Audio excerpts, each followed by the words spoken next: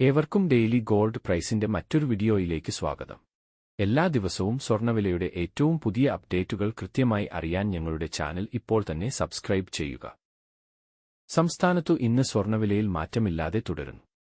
24 carrot സ്വർണ്ണവില 1 gram സ്വർണ്ണത്തിന് 10,135 രൂപ, 1 പവൻ 8 ഗ്രാമിന് 81,080 രൂപ. 22 ക്യാരറ്റ് സ്വർണ്ണവില ഇന്ന് 1 ഗ്രാം സ്വർണ്ണത്തിന് 9,290 രൂപ, 1 പവൻ 8 ഗ്രാമിന് 74,320 രൂപ.